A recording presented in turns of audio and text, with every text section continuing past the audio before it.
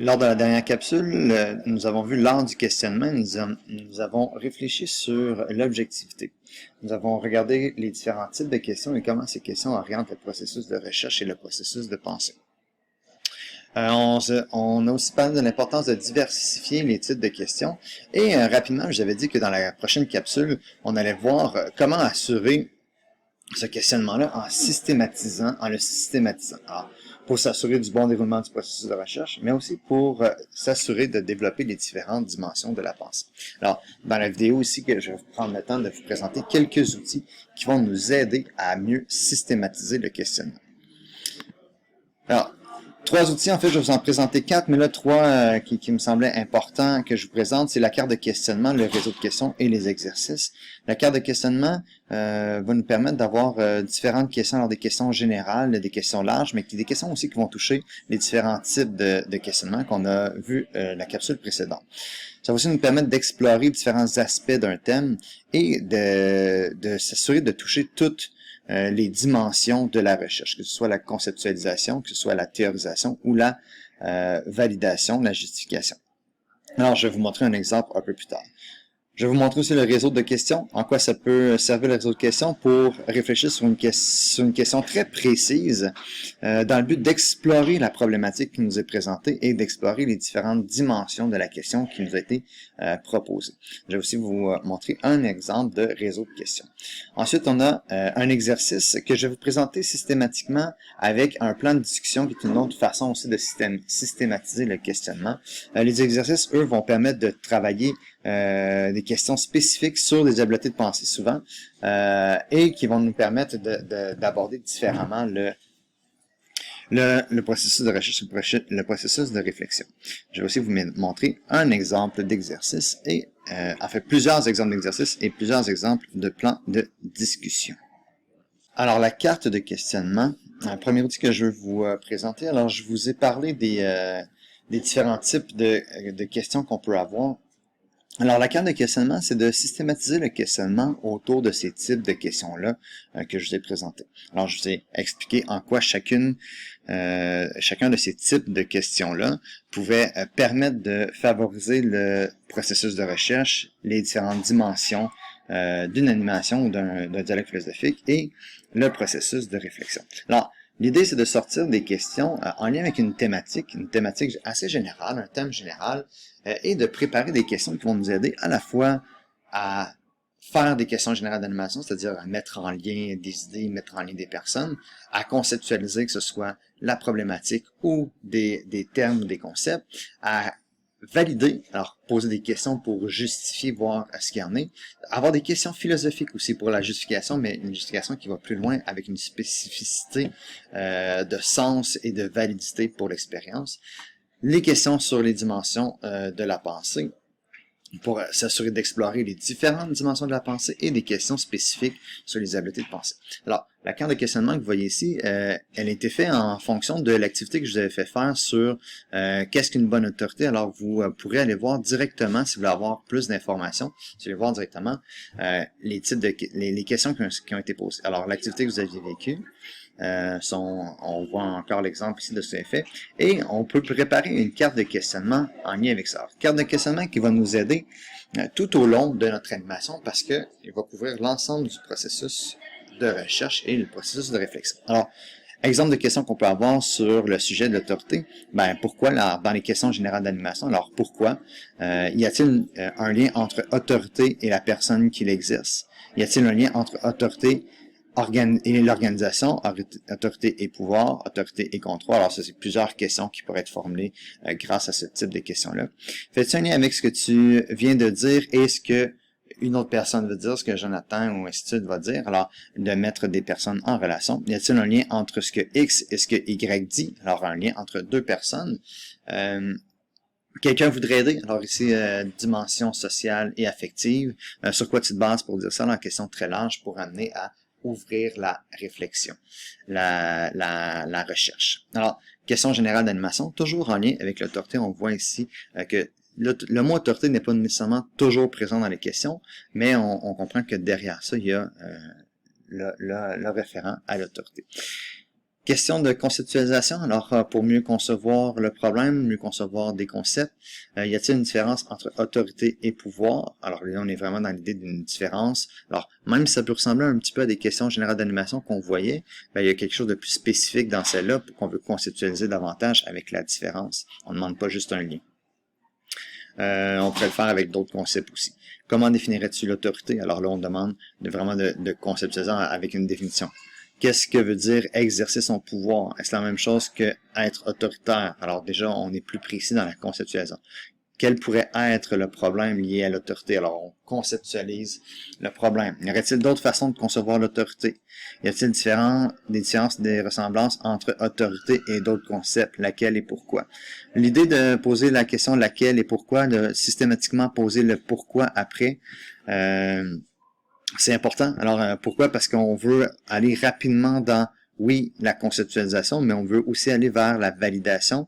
Alors, si on regarde rapidement avec le pourquoi, ben, ça va nous amener d'autres questions avec des questions de validation. Alors, qu'est-ce qui te permet de dire ou de justifier que l'autorité est telle affaire ou est telle affaire? Alors, qu'est-ce qui te permet de dire que c'est différent entre autorité et pouvoir? On vient dans une validation. Alors, on va plus loin. Alors, c'est deux questions qu'on peut poser, mises ensemble, qui vont permettre d'aller plus loin.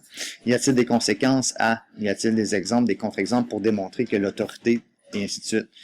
Avons-nous besoin de l'autorité? Pour quelle raison? Est-ce qu'on a besoin en tout temps? Qu'est-ce que penserait-il s'il n'y avait pas d'autorité? Alors, on va chercher l'envers de la position pour voir qu'est-ce que ça peut donner. Alors, critères les questions de validation qui sont aussi importantes dans la carte de questionnement.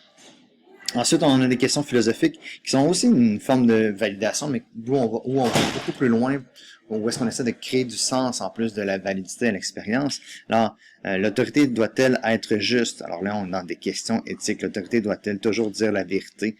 Alors, on serait à la fois éthique, mais épistémologique. Est-ce que l'autorité a toujours raison? Alors, toujours raison, il y a l'idée de questionner certains présupposés, parce que parfois on peut dire que l'autorité a raison, mais est-ce qu'elle a toujours raison? Alors, questionner ces présupposés-là. Que faire si on est en désaccord avec l'autorité? Est-ce que l'autorité peut être beau ou laide? Est-ce que c'est beau ou laid les actions qu'on va poser en lien avec ça? Qu'est-ce qu'une bonne autorité? Est-ce que l'autorité doit agir de la même façon? Alors, ici, on est toujours dans des questions qui demandent la logique et l'éthique. Quels critères sont nécessaires pour dire qu'on a une bonne autorité, et ainsi de suite. Comment fait-on pour savoir que? Alors, comment fait-on savoir que l'autorité est bien exercée? Alors, une question épistémologique. On est dans ça. Alors, questions philosophiques qui nous permettent d'aller plus loin. Alors, je ne passerai pas toutes les questions, mais vous comprenez le principe. Alors, les questions sur les dimensions de la pensée pour nous permettre de toucher les différentes dimensions, à la fois la pensée critique, avec une question comme est-ce que notre raisonnement est applicable dans tous les contextes? Alors, pour vérifier le contexte, y a-t-il des choses que nous devrions considérer pour? Alors, la pensée vigilante. Pourrions-nous envisager autrement? Alors, pensée créative. Par où on est passé pour arriver à cette conclusion. Alors, si on est dans une pensée réflexive, alors plein de questions qu'on peut poser comme ça. Puis, parfois, on a besoin aussi de certaines questions qui sont plus spécifiques pour faire avancer la recherche de façon particulière. Et là, c'est là qu'on utilise des questions sur les habiletés de pensée. Alors, par exemple, des questions pour formuler des critères. Quels critères avons-nous besoin pour être capable de juger? À partir de quels critères pouvons-nous dire que c'est de l'abus de l'autorité? Quels critères pouvons-nous prendre pour dire que c'est l'autorité, et ainsi de suite. Alors, plusieurs questions de critères, mais d'autres habiletés en demandant des différences, en demandant des causes, des conséquences, des parties de tout, des inversions logiques, en questionnant, et ainsi de suite. Alors, plusieurs habiletés qu'on peut faire.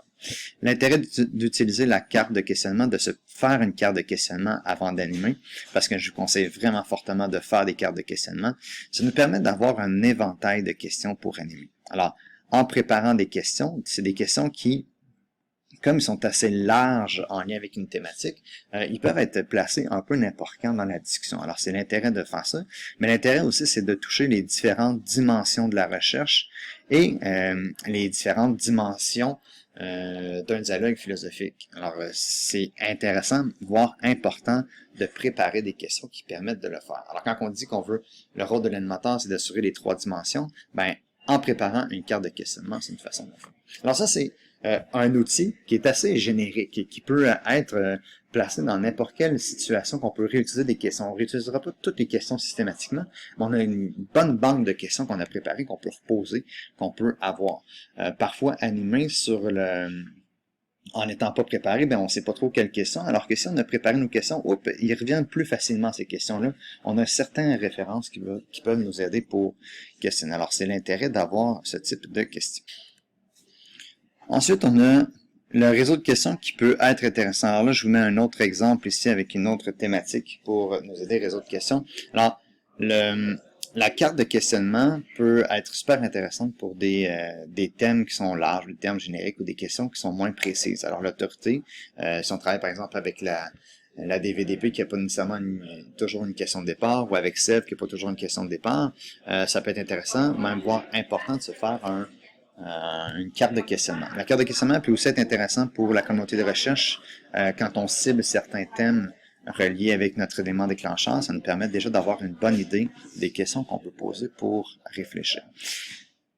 Quant au réseau de questions, lui, on y va avec quelque chose de beaucoup plus spécifique. Alors, quand on réfléchit à partir d'un réseau de questions, quand on travaille à partir d'un réseau de questions, on a une question sur laquelle on veut s'attarder. Par exemple, a-t-on besoin des religions? Alors ici, vous voyez que j'ai mis entre parenthèses pour chacune des questions, les types de questions, toujours en lien avec ce qu'on a vu plus tôt pour m'assurer que quand on prépare un réseau de questions, qu'on va toucher différents types de questions, qu'on va aborder différents aspects de la recherche pour couvrir aussi les différentes dimensions. Alors, c'est important qu'on n'ait pas une seule façon de questionner, mais qu'on ait plusieurs façons de questionner. Alors, c'est pour ça que moi, j'aime bien les mettre entre parenthèses pour m'assurer d'avoir une diversité dans les différents types de questions que je vais poser. Alors, a-t-on besoin d'une religion, qui est la question de départ? De quoi on a besoin pour répondre à cette question? Alors, le réseau de questions, c'est ça qu'il va faire. Il va regarder quelles sont les différentes avenues nécessaires et faire des branches, le développement de d'où peut aller la recherche pour nous aider à répondre à la question. Alors, pour répondre à la question, a-t-on besoin des religions? Ben, il faut peut-être préalablement se questionner sur qu'est-ce qu'une religion. Alors, qu'est-ce qu'une religion? Savoir qu'est-ce qu'une religion, mais on va peut-être savoir plus si on a besoin ou non des religions. Et de cette question, qu'est-ce qu'une religion? Il va y avoir différentes questions qui vont en émerger. Par exemple, est-ce que toutes les croyances sont religieuses? Puis de cette question-là, une autre question qui va déboucher, qu'est-ce qui fait qu'une croyance est religieuse? Alors, on approfondit qu'est-ce qu'une religion à partir de ça. Même principe, peut-il y avoir des religions sans pratiquants? Quels seraient les critères d'un pratiquant? Là, ici, on est dans des questions d'habileté de pensée, des questions de conceptualisation, de validation. Y a-t-il d'autres choses qui peuvent avoir le même rôle que la religion? Alors, c'est une question ici sur les différents modes de pensée qu'on peut avoir. Alors, est-ce qu'il y a, pour amener la pensée créative, y a-t-il est-ce que la religion est importante? Alors, on vient de rentrer un petit peu plus dans l'importance et en lien avec le besoin. À quoi servent-elles? Alors, voir c'est quoi l'utilité ou l'importance des religions. Alors, là, on est en train de réfléchir sur les religions. Ça, c'est un aspect de la question. Mais là, après ça, il faut aller vers d'autres aspects de la question. Alors, dans la question, on nous disait, a-t-on besoin des religions? Mais il faudrait peut-être savoir c'est quoi un besoin. Alors, réfléchissons sur qu'est-ce qu'un besoin. Qu'est-ce qu'on entend par l'idée de besoin? Alors, une question de conceptualisation.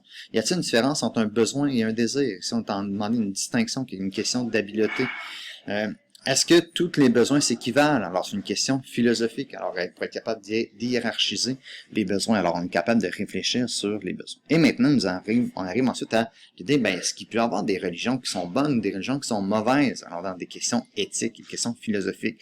Alors, d'autres questions qui découlent de cette seconde question-là. Y a-t-il un lien entre religion et terrorisme? Comment peut-on expliquer qu'on parle de terrorisme et qu'on parle moins de religion? Est-ce que les religions ont du positif, du bon? Oui, lequel, quoi, pourquoi? Les religions sont-elles la base des problèmes comme les guerres? Peut-on justifier les guerres par les religions? Alors, ici, on aborde un autre aspect. Et en répondant à toutes ces sous-questions-là, ben, ça nous aide à répondre à la question principale. Une fois qu'on a fait le tour de ces différentes branches nécessaires-là pour répondre à la question, ben, on est plus en mesure de répondre à la question elle-même. Sans avoir une réponse définitive, mais en ayant établi des critères, en ayant trouvé des alternatives, en proposant un contexte qui va nous permettre justement d'approfondir la recherche puis de donner plus de validité et de sens à l'expérience. Alors, en ce sens-là, le réseau de questions est très intéressant, voire important pour s'assurer qu'on couvre plein d'aspects. Là, c'est sûr, là, j'ai mis 3 branches, mais il y aurait pu avoir beaucoup plus de questions que ça. Là, il y a une vingtaine de questions qui est présentée ici, mais on pourrait faire un réseau très, très, très élaboré qui va montrer où est-ce que la réflexion, où est-ce que la recherche s'en va. Alors, c'est une autre façon de travailler qui est différente de la carte de questionnement. Une carte de questionnement qui est très générale, qu'on peut utiliser les questions, mais ça nous donne le filon de la recherche dans quelle orientation on peut aller pour les différents aspects de la recherche, qui est un outil très intéressant.